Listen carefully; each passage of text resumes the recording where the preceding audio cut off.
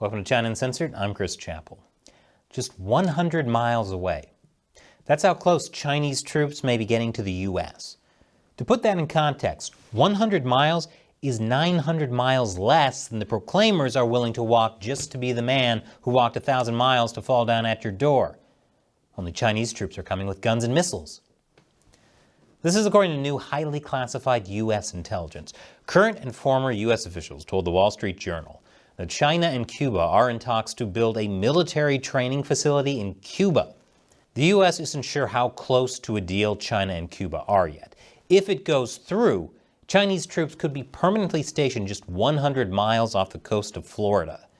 Although I'm not sure that scares Florida.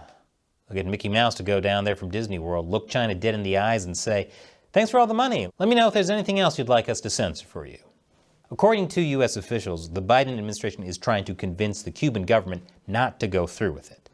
But despite Biden's promises of relentless diplomacy, it seems the administration's pleas have not been very effective. Recently, we covered the revelation that China is building a new spy base in Cuba. China agreed to pay Cuba several $billions to do that.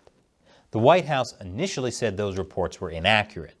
A few days later, they said actually China has been operating spy bases in Cuba since 2019, and they have 4 of them. The White House has also declined to comment on this new military training base, but maybe in a few days they'll come out and say China already has a Death Star built in Cuba. Don't worry, relentless diplomacy is at work. National Security Council spokesman John Kirby said, "We've made our concerns known." Relentless diplomacy! And this week, Secretary of State Antony Blinken made a trip to China to speak with China's communist dictator Xi Jinping, and one of the things they talked about was Cuba. Here's how Blinken described that Cuba conversation in an interview with CBS.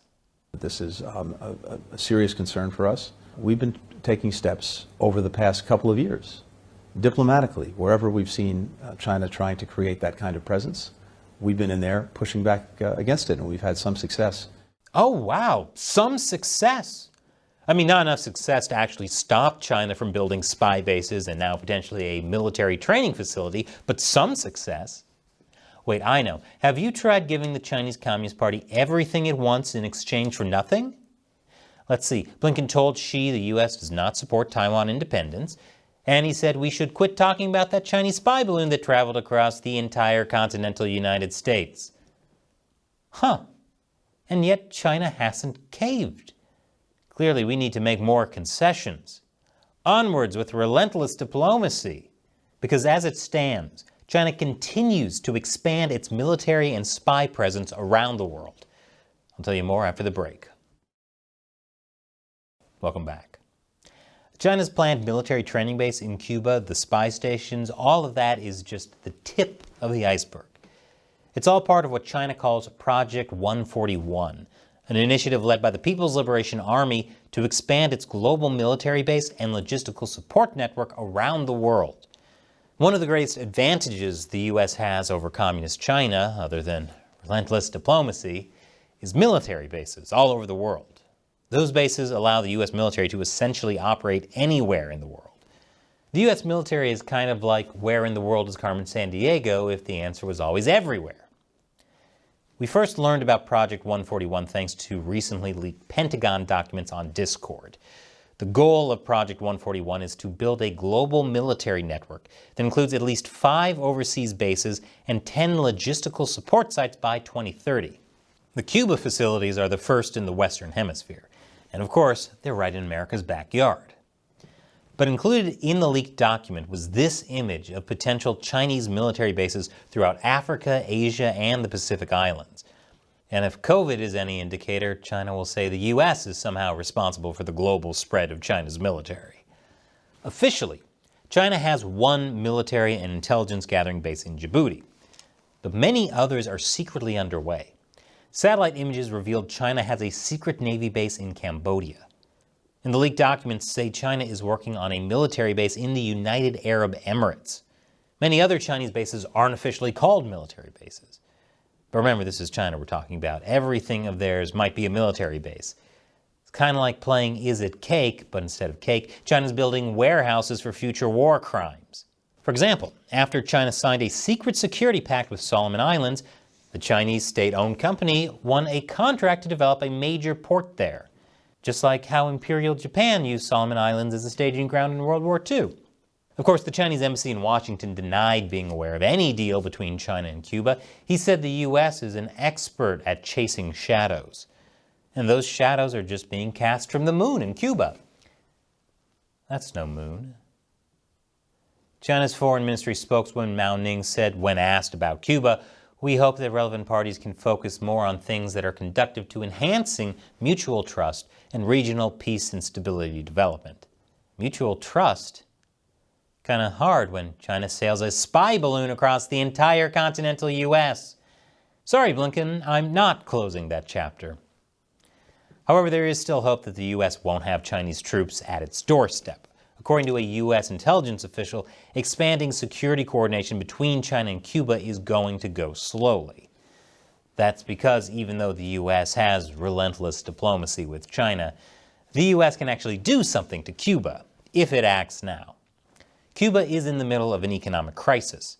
There's a record number of Cuban refugees fleeing to the U.S. Cuba wants Washington to ease up on economic sanctions and travel restrictions. The Chinese bases could be their bargaining chip.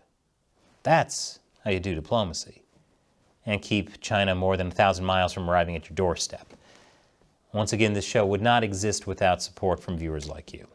As a thank you to fans who contribute on our exclusive social media platform on ChinaUncensored.locals.com, I'll answer one of their questions. Today's question comes from Hedgenator. I like the West Taiwan concept, but do you think the Republic of China, ROC, should release its claims to Tibet and possibly Xinjiang too? Maybe this is a way to progressively move towards an independent East Taiwan. It is a really warped view of the CCP to consider relinquishing claims to territory it controls as an act of aggression. By the way, are you going to sell mugs again? Ah yes, West Taiwan. Some of the finest merchandise on our merch store, ChinaUncensored.tv/merchandise. It's based on the idea that the current People's Republic of China has no more claim to Taiwan than Taiwan has over mainland China. In the 20th century, many people in Taiwan, i.e. the Republic of China, hoped to finally retake mainland China from communist forces. But at this point, so much time has gone by and so many things have changed that when the Chinese Communist Party falls, I'm not sure the solution is just for the government of Taiwan to take over. So I think old territorial claims of the Republic of China are essentially historically moot at this point. However, it is a good question. What will happen to regions like Tibet, Mongolia, Xinjiang, Hong Kong, and Macau when the CCP is gone? I think that will have to be a question for the people there in the future when it happens. As for China Uncensored mugs, the problem we had is that most mugs are made in China, and we don't want to sell those. Mugs made elsewhere are hard to find and generally require us to batch order up front, costing us a lot of money that we might not make back.